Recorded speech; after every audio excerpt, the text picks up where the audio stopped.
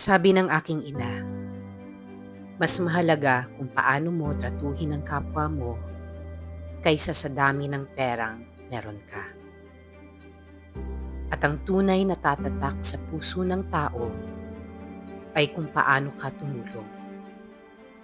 Si Nora Honor, isang karaniwang batang babae na ipinanganak sa Bicol sa isang simpleng pamilya na ang tanging yaman ay ang kanyang pangarap.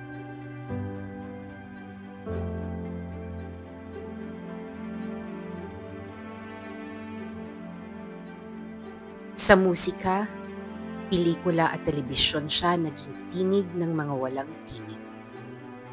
Ang mukha ng isang buong henerasyon, isang alaman. Kinilala sa loob at labas ng bansa. Gantimpala, parangal, pagkilala.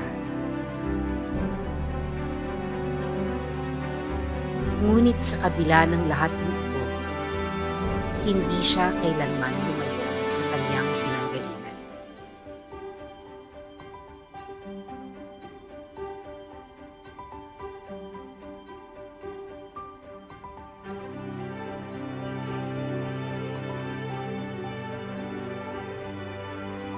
Tahimik siyang tumulong sa mga ulila, sa matatanda, sa mga biktima ng sakuna, sa mga kabataang nangangarap din tulad niya noon.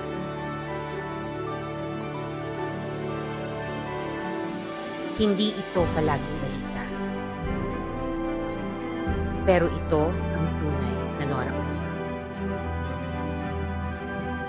Sa pamamagitan ng Nora Foundation, ipinagpapatuloy namin ang kanyang misyon.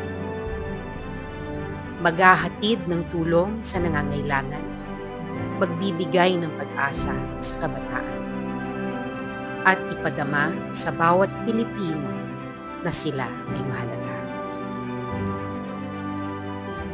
Ito ang kanyang pamana. Ito ang aming panahon. Para kay Mommy, para sa bayan.